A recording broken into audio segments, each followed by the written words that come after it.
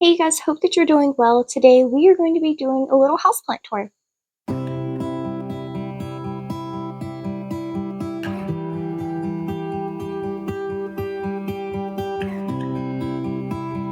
So we're just going to start right here on the end with the cebu blue. This has got to be one of my definite favorite plants. It just grows so fast.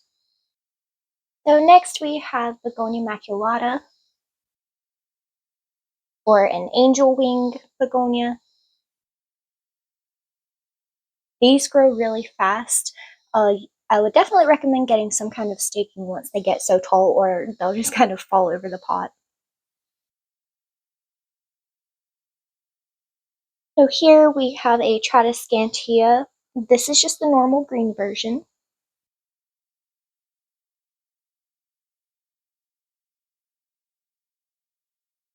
This is my Manhula pothos. You can see it has some really pretty variegation on here. The leaves are kind of dirty.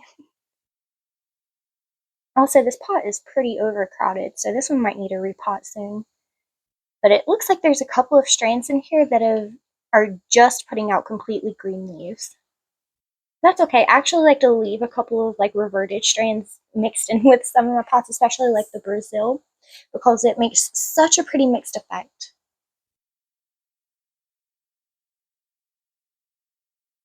And then here, this is Peperomia obtusifolia, the marbled version.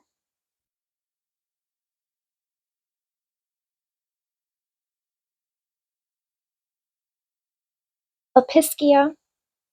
This one puts out some really pretty flowers. It actually did just put out a little pink flower not too long ago. I don't think that they really appreciate getting their leaves wet though. I did figure that out the last time that I repotted it. Where I was watering, there are a lot of dead leaves. So I think it's a little bit like an African violet in that way.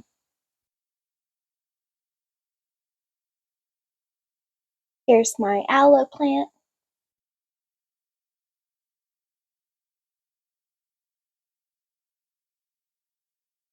And this is a Hoya. I'm not exactly certain of the variety for this one. It does have really dark green edging. And then you can see the leaves are pretty textured.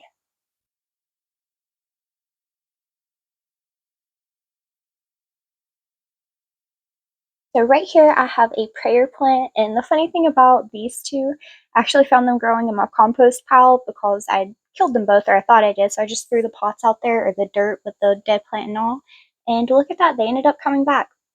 So I just bring those back in. Obviously, you can see they needed a little treatment for pests, but everything is about to get that because it's not going to be long before all of the plants are coming back inside. Here's another Tradescantia. This is Zabrina. I think it's also known as Wandering Dude. I swear, sometimes I have so much trouble with this plant. So it does appreciate humidity and really bright indirect light, but it seems like every single year I end up having to completely start it over. So just a little tip, if you need to start yours over, just put it in moss, and then once you root it really well, put the moss sheet over top of your dirt. That's been my best success if you have trouble with these, even though they're supposed to be really easy. And then down here I have a Snow Queen pothos.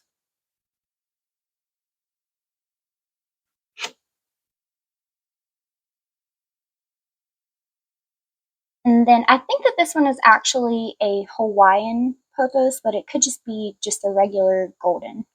I've got both of those plants, but I don't trellis it so the leaves will be really small. But I actually don't know. I don't really care that much. And then down here, it needs a little bit of water, but this is a Scindapsus exotica. This is one of my favorite plants as well. I've got several of these, so we'll see more examples. Here, this is actually another one that came from the compost. I'm pretty certain that this one is a Calathea or Bifolia.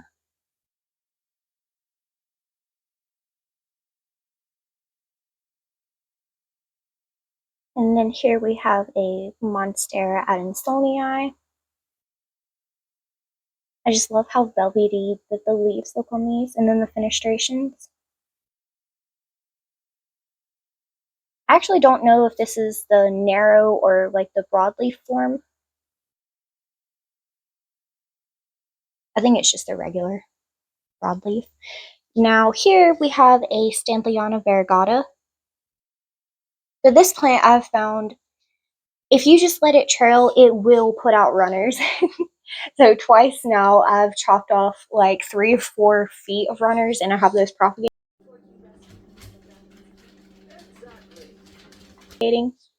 But the plant is really pretty. I just hadn't quite got the hang of getting it to grow the way that I want it to. So I finally broke down and put it on a moss pole. I'm not a big fan of the moss poles because they're just such a pain for me to keep like hydrated. So I think I'm actually going to come back and wrap this in plastic or just do it up a little bit better. But anyway, let's look at these leaves. It has some really pretty variegation on it.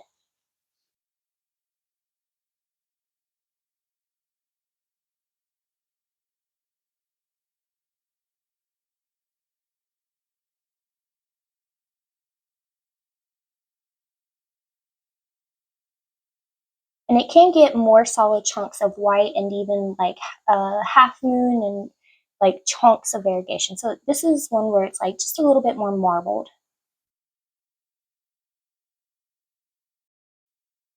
And then back up here, this is Philodendron Florida Beauty. I think I've had this plant for about 2 years, and I've let it grow and propagated it. And it's been in its juvenile form for way too long, and I think it's finally getting to a point where we're going to start seeing a little bit of differences in the shape of the leaf.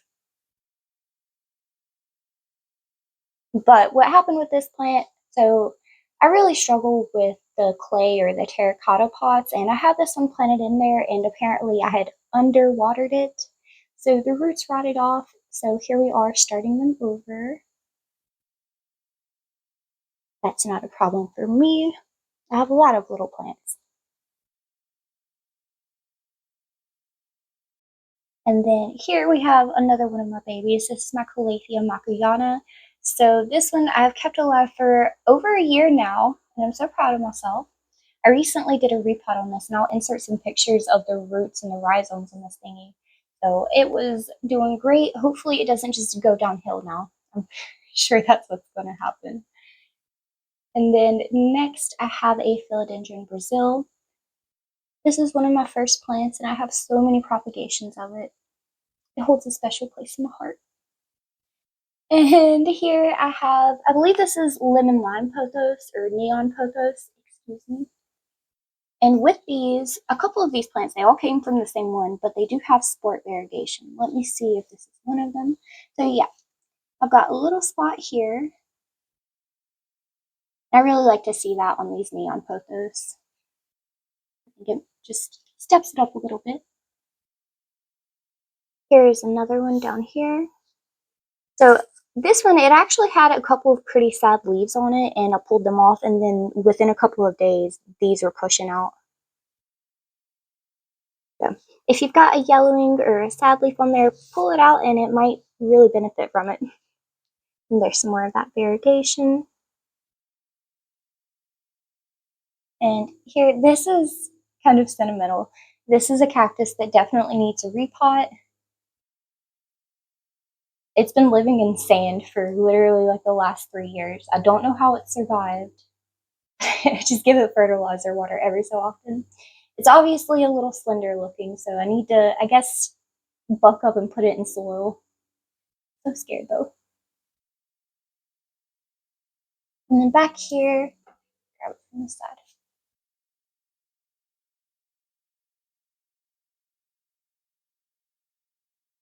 Now, this is my Thanksgiving cactus. I have a couple of these. This one blooms in red. And it's doing really well. I can't say the same for the other one.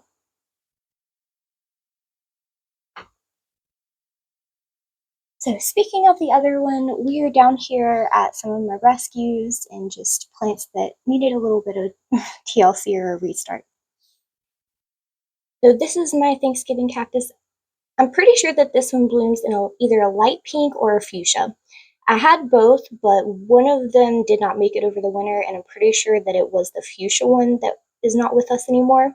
So here we have this one. The roots actually rotted off of it, so I'm just kind of starting that over. And honestly, usually I do re-root everything in water, but I'm trying to get a little bit better at just putting everything in soil to propagate it. So we'll just go over all the plants here. So here is a propagation of the Begonia maculata. Both of these are of that same Thanksgiving cactus, the light pink. So both of these plants are purple shamrock. I've got a baby cone here. So I've got 2 or 3 corms planted in each of these cups. This is a snake plant, a little baby. So this had actually kind of fell between the cracks and I let it go.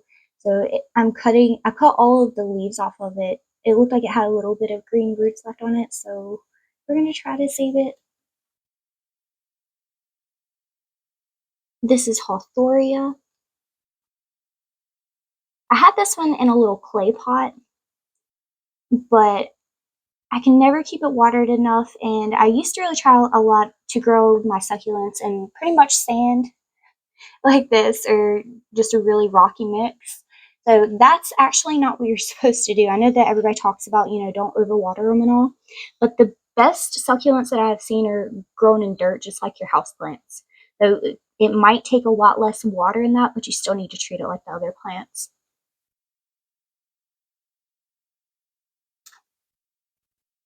So this is the Scindapsus Trebui Moonlight. I really love the Scindapsus genus. The leaf on this one is looking a little shabby. I'm not sure what happened there. Spider mites, maybe?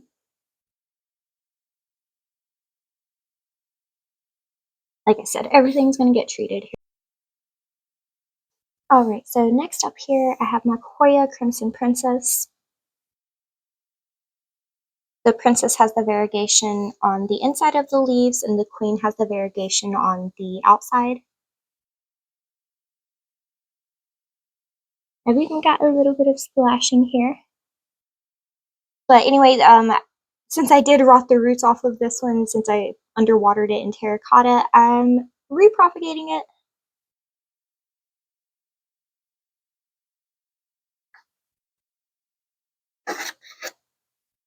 Next, we have a goldfish plant. This one was given to me, and then so was this one.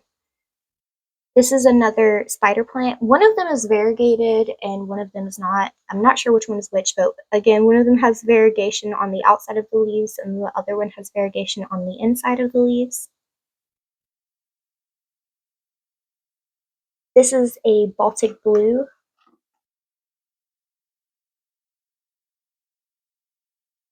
It's very juvenile, but when they get older, they get some pretty cool fenestrations in the leaves. And then here's a propagation from the Epischia. Actually, when I was just repotting that, I broke that branch off. So there it went. Okay, so next here we have some more Peperomia obtusifolia. So this one is the variegated version, and this is the green version. So we have the marble up top. This is the variegated with the white and the yellow on the outside, and then just the regular green version.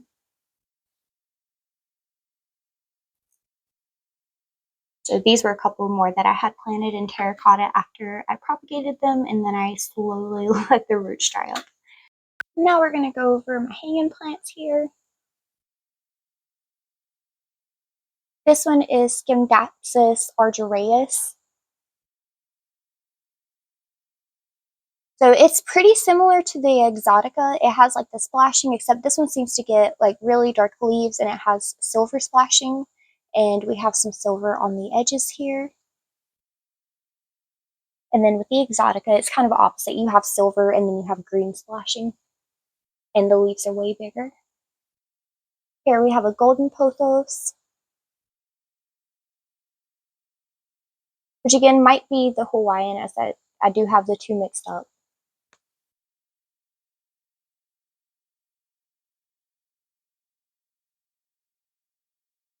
Next we have the heartleaf philodendron. This is just the regular green version. And then we have the lemon lime version. You can see we have some darker green leaves and then some more yellow leaves.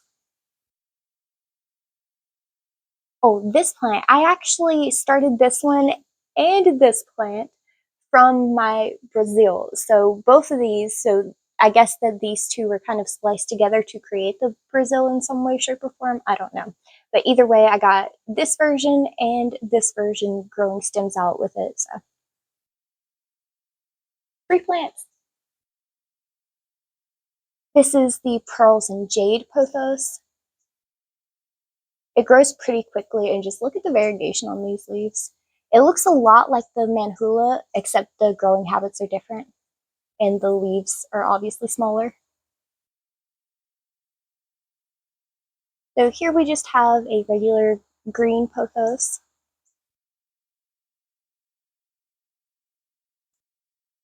And then here we're back to another manhula. And I really need to put this on a moss pole, at least one of these. I've seen pictures where the leaves will get just massive.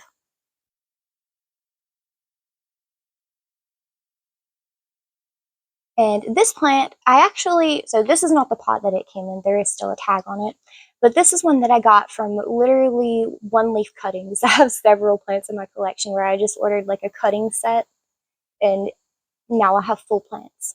It might take you a couple of years and some more propagation, but honestly, that's the funnest way to have plants for me. And then here we have another of the marble queen or snow queen.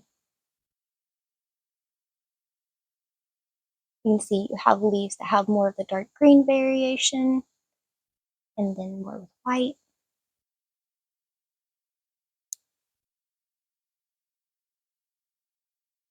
And then we're going to pop back over to the shelf. I don't think I got this plant. So this is my Dracaena dermensis. You see we have some color variation here. We've got green with some white or cream striping, and then other shades of green. It looks kind of similar to the Warnecki, but I think that this is what this one is, the dermensis. Alright, so in this square we have a couple of exotica.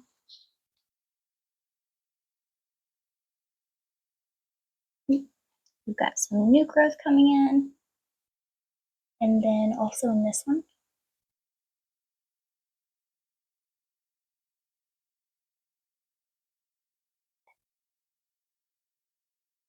those pots are beginning to fill in. And then next we have a few pink princess. So with my pink princesses, I have several of them that I'll show you, but they started from 2 little tiny starter plants that weren't even like 2-3 inches. So I freaking bought it at the time when they were like $100 each on sale. So within a year, all of the plants you were finding for like $20 at Lowe's. So what I have to say about that is if you want a rare plant or an expensive plant, give it a year or two and likely the cost is going to drop dramatically. So you can see with these pink princesses, I have some yellowing leaves. So I have been notoriously struggling with spider mites, but I think that this is actually because the plants were underwatered. So obviously I'm not an overwaterer, I am an underwaterer. But whenever we get a new leaf popping out like this is starting to do, I'm just going to pop the nasty looking leaves off of there, and then new growth will come out from the node where it was. So back here, this is another philodendron Florida Beauty. It's a little bit more juvenile, but I have new growth here. And then there's a little baby.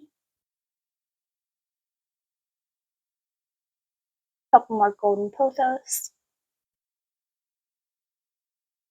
New leaves.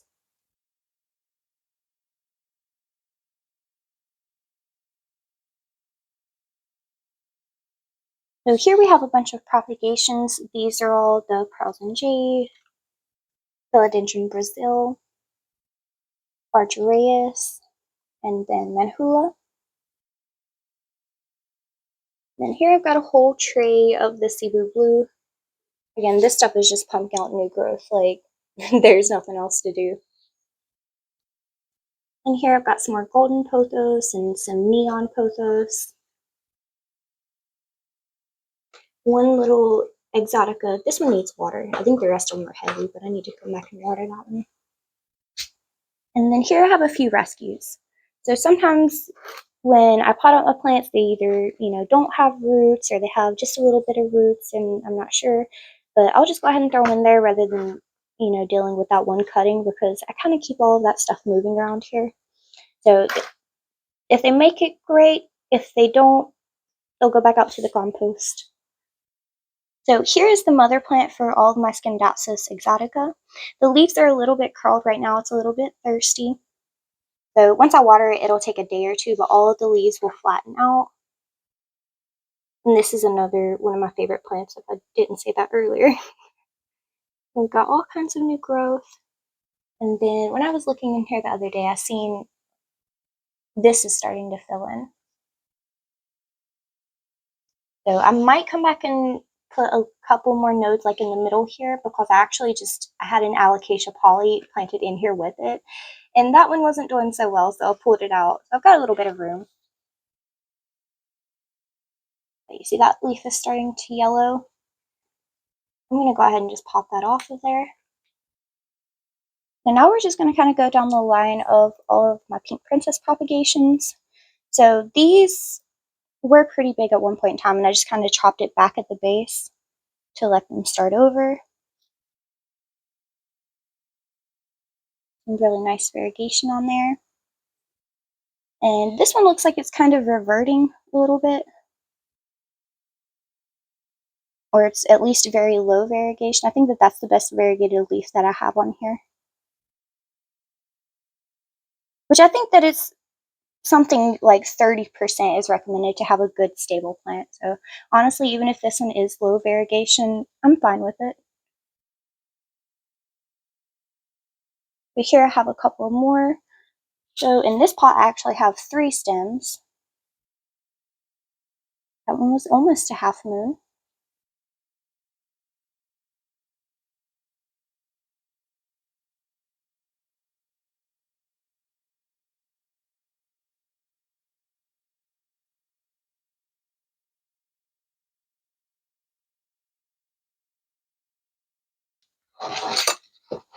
You look at the size of these leaves. So these are like the size of my hand. So this is one from one of the really old cuttings where the leaves were mature.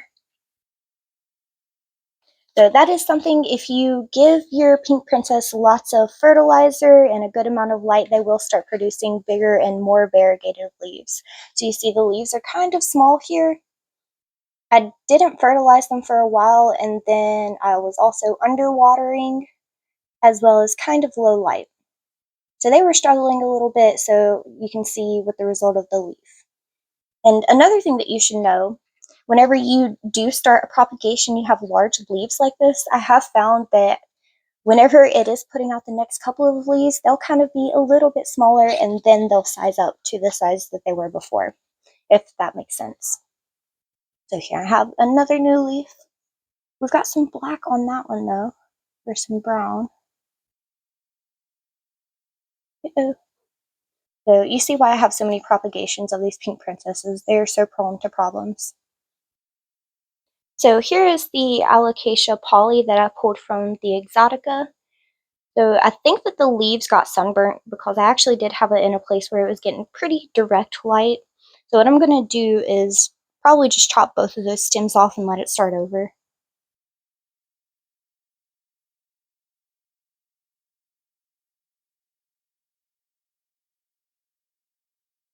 So here I have my philodendron ring of fire. When the leaves first come out, like where the neon green is, all of that was orange. They're very pretty. And you can see it has some spotting on there. So I was doing some research on that, and it seems like a lot of people were saying that if you give these way too much light, that they'll actually have spots on there. So it is some kind of reaction from the plant where it like puts out sap. So this leaf is looking much better. I don't know if that's what was happening here, but these newer leaves are looking much, much better, and they were probably in lower light because when I bought it at the store, the leaves were spotted like that. So it came from a greenhouse looking that direction, which are, you know, probably getting more light than what I have here. But I mean, it kind of makes sense. I don't know if it's actually true. But you can see we've got new growth here. This is another one that I'll probably eventually put on a moss pole. And then here, my peperomia teardrop. This is got to be one of my favorite plants. It has grown so fast. I've had it maybe 2 or 3 years, and I got it from just a little pup. It was maybe like 3 inches tall, and it's grown to be almost 3 feet. So these leaves are kind of smaller. All of my plants have gotten slightly less light this year than they did last year. But last year, when I got these leaves, they were huge, the size of my hand.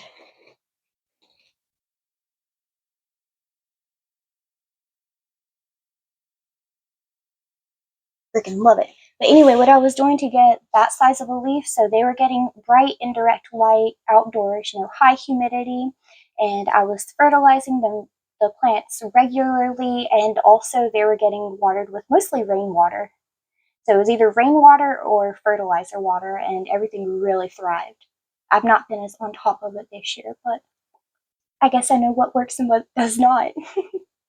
And then here in my little propagation bin, so I think that this is a variegated string of hearts. I was at a family member's house the other day, and they had a couple of these that someone had given to them. So I asked for a couple of cuttings. Most of them did not make it. The stems were already kind of dried up, and they were in their stick form. So I tried to propagate them, and they just kind of immediately started rotting and molding. So I just pulled those out, and I had one stem that had like yellow on it. It was clearly still alive. So this one seems to be doing really well, and I really hope that I can, you know, get this one to make it. I'm kind of not that great with any of the string of plants. I had a string of bananas and a string of pearls that I ended up propagating over the winter, and neither of them made it. So I think that was just me being kind of chaotic with my propagation, so user error. So here, this plant, this is a red flame tree. This thing is going on to its 4th year, I think. And finally, it is like stabilized. The first 3 years, the leaves were constantly falling off, and it was just trying, you know, not to stay here. But finally, it has gotten to a point where it's just kind of carefree. Got to water it and treat it like the other plants. And honestly, I think it's kind of acclimated to my low light situation because, like I said, it's not really giving me that much trouble anymore. So that one was kind of hard. It was touch and go for a long time. It was also supposed to be bonsai. So, no, but here we are. And then my monstera deliciosa, which might be a forsythiana. I don't know. I haven't quite sussed out the difference yet. But I'm over the moon. I have 2 of them here. So that one I cut all the way back. We've got these new leaves, and the cuttings are in the house. And then I have this big, more mature plant. So the size of this leaf, this is one from last year when all of the plants were doing really good.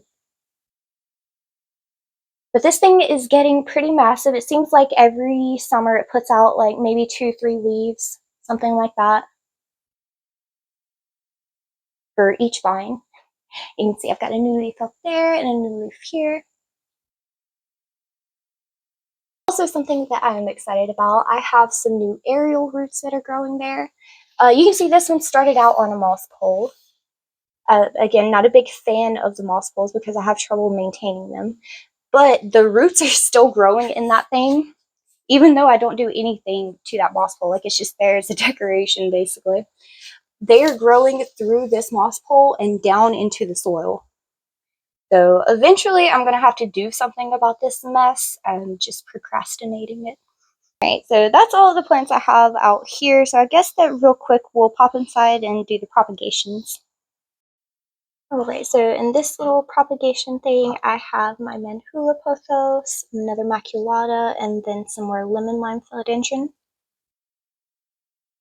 So here I have one of my terrarium boxes. These are actually just boot boxes. And they're so handy. So I have several different types of begonia in here. I have begonia rex, maculata, and then also the one with the tiny spots. I can't remember what that one is. We'll call it an angel wing begonia though. So with, I think, pretty much all of these little terrarium boxes, I just have like perlite in the bottom, and then I did sphagnum moss. And the sphagnum moss was not live, but it actually did come back to life. If you give it a low lighting, it'll really just kind of thrive and produce more moss. I need to kind of clean these out. You can see I had like a rotted leaf there. So I've rarely ever opened these, so they do need a little bit of TLC.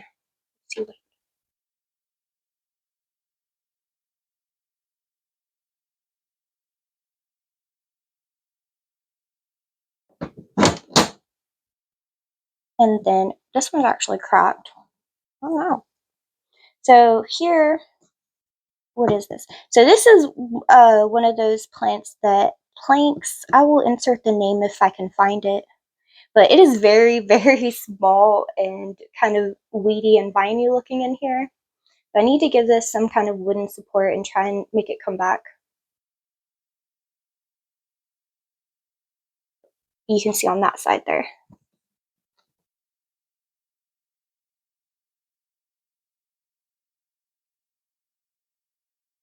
And then we have some more begonia maculata and neon pothos, philodendron Brazil.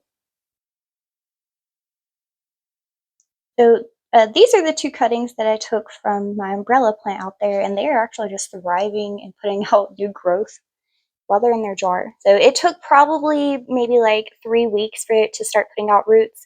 It took a little bit longer than, like the pothos and all of that, but it's going strong. And again, like I just kind of took stem cuttings, make sure that there's no leaves in there, and just plop them in the jar. So right here I have some more cebu blue.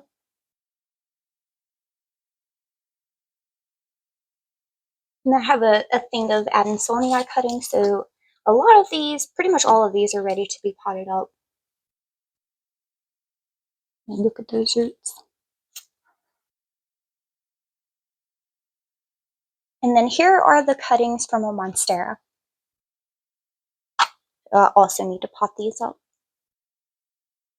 So here I have another of my little terrarium boxes. There's a bunch of mixed stuff in here. I have exotica. I think that there's Baltic blue or maybe cebu blue.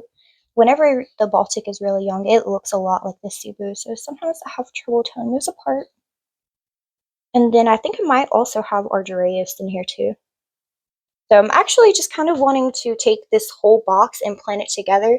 That might actually be soon on the list, just to make like a really nice mixed basket. And then the last of my terrarium boxes. So here I have another pink princess cutting. I did have a white prince cutting that unfortunately rotted, and I'm kind of sad about that. That's okay. And so back here I have another philodendron Florida Beauty, I think. And then some more philodendron Brazil.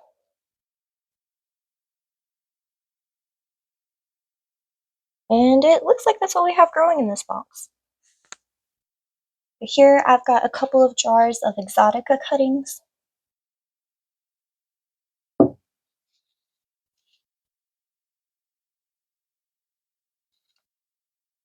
And some more cebu blue. So this one was actually in my big cebu blue, the really long one, but this had gotten uprooted. So I noticed that the leaves were really curling after, all of the other leaves were looking great. So that's one thing to look out for, to notice if your plant has uprooted itself, is if whenever you water your plant and all the other leaves are hydrated, you have some that are not. So I just went ahead and took those cuttings and put it back in water, and these leaves are actually rehydrated, and we're creating a whole new plant. So here I have another exotica. That leaf is looking really sad, so I might need to pull this stuff out and check out what's going on. Okay, and then here I have this little cup. I think that this is another Baltic blue, and then I have some philodendron Brazil in there as well. We have some more Adansonii. This one has just been growing like crazy. Plants really like this corner here. And then here in this corner, I have some more propagation stations. So up top here, we have cebu blue, philodendron Brazil, pearls and jade pothos, and then some neon pothos. And then lastly, I have these two. So this is a philodendron Florida Beauty. Those roots in there. It's been growing in this thing for a while. And then the same for this. So this is another Scindapsus exotica. And both of these, they barely get any light. There's no direct light that comes into this room. They mostly live off of like the light, the overhead light. So these are both doing pretty good in just water in an extremely low light situation. Like this is, I've got my herbs and stuff stored down here in jars. So as you can imagine, you know, you want to keep this stuff in low light, and I've got those plants right above it. I hope that you enjoyed seeing all of my plants, and I just wanted to say, if you also have your own plants and you're kind of new to bringing everything back inside or getting it ready for winter, I'm going to be doing that here in the next couple of weeks, so I can give you some tips on how I get everything ready and also keep it alive. So if you want to see that, be sure to stick around, be on the lookout for it, and if you're new to the channel, don't forget to hit the subscribe button so that you can get the notification whenever I do release that. Anyway, I just wanted to thank you all so much for watching, and I hope that you have a great day. Bye!